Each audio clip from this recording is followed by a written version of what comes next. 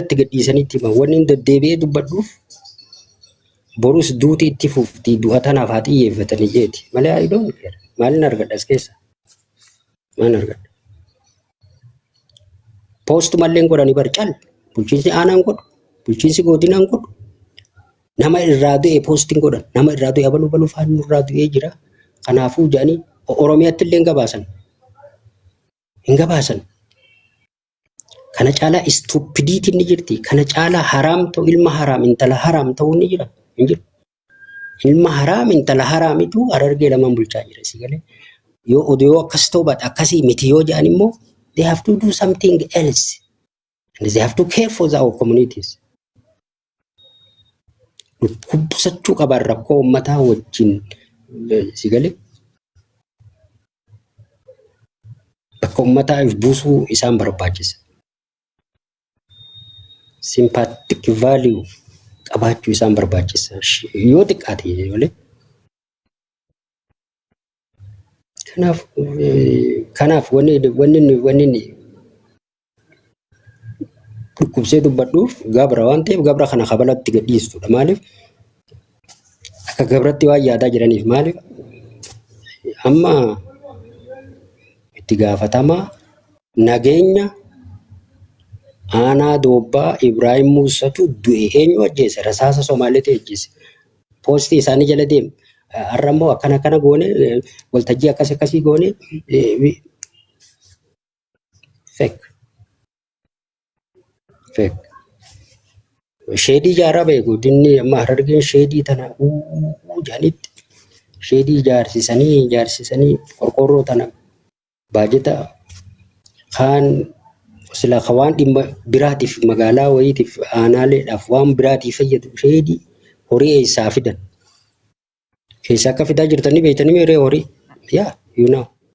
horii namarraa keessattuu nama tokko gandatti faa dhoysee gagabbifatu sanfaa fuudhanii sa'aa dhaleefaa fuudhanii just for the photoshopidhaan hanga yoom jiraattan tun fake dargaggeessa qarshii kuma fi 500 takka guyyaa saniif barreessaniiti ana hojii uummadheen jira jee gabaasee jedhan so jireenya fake pseudo report fake life akkanaa kan uummanni keenya for how long hanga yoomiif keessa jiraachuu danda'a hanga yoomiif jireenya sobaa keessa hanga yoom jiraata uummanni keenya no hin hojjetu kun taa'ee filaaluu qaba qaamni hundi hanga yoom uummata sobaa ifif sobaa garuu uummanni it's only a matter of time yeroodhaaf malee dhiibee si darbasii galee dhiibee si darbasii galee yeroof garuu waan si obsuutti fakkaata sittis fakkaata garuu yeroo eeggata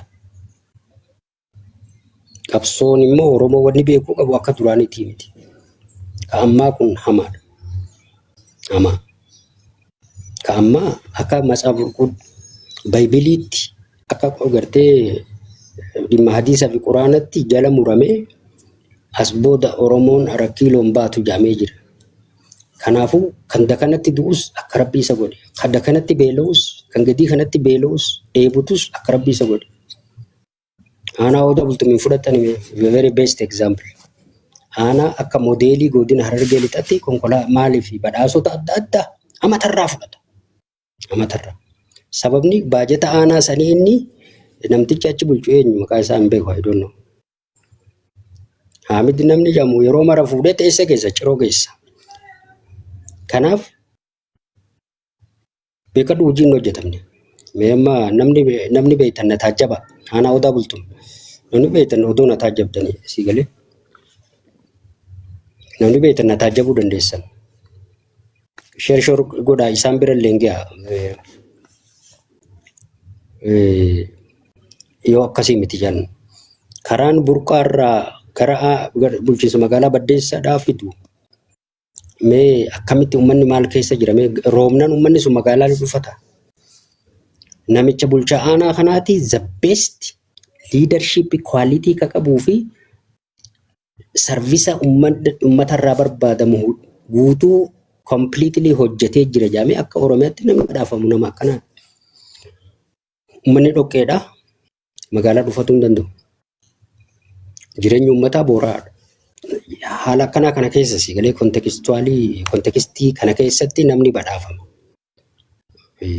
Silaa ifa kun gurbaa Anwaar Jamaal ka OBN irra hojjetu san umrii isaa dheeressu waan hedduu baasaa jira.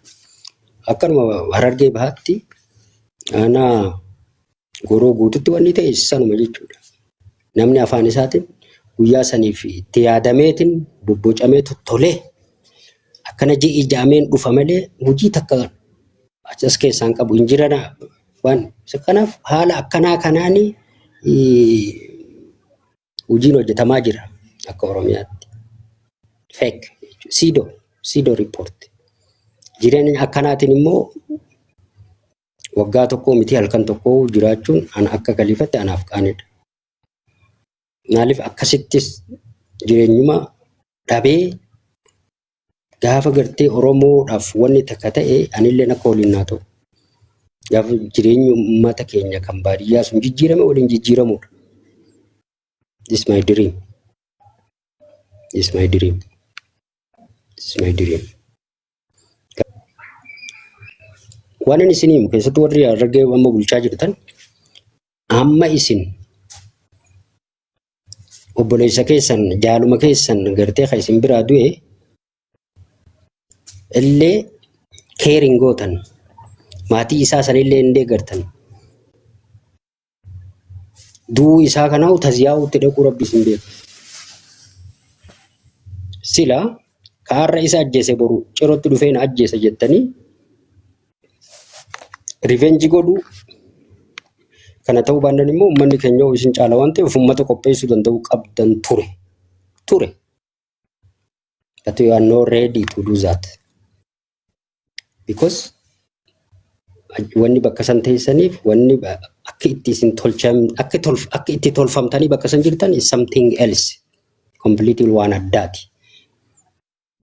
Kanaaf Ibrahim Musa nama jedhamuutu har'a nurraa du'e abaluu nurraa ajjeese jettanii communication godina Harargee lixaa mee namichuma sammaa posting godina fakkeenyaaf adiinisi maaliif post godhuun value qabaa fi miti dhukkubsachuu keessan ni mul'isa yoo xiqqaate namni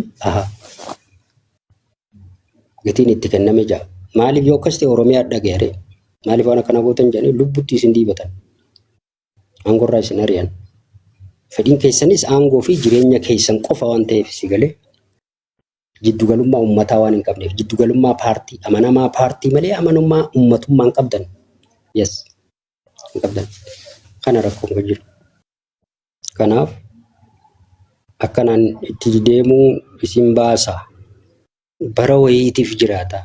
So kan inni irraa dhaladhe uummata kanaaf hantum isin gabaasa sobaatiin tottoltanii godinni keenya waan akkana hojjete jechuurraa kaafamee maal uummata keenyaaf maal value qabdan isin?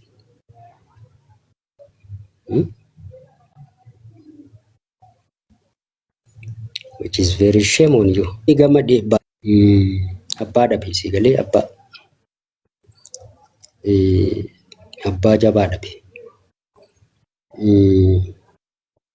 Haati hoggaa abbaa biraa heerumte.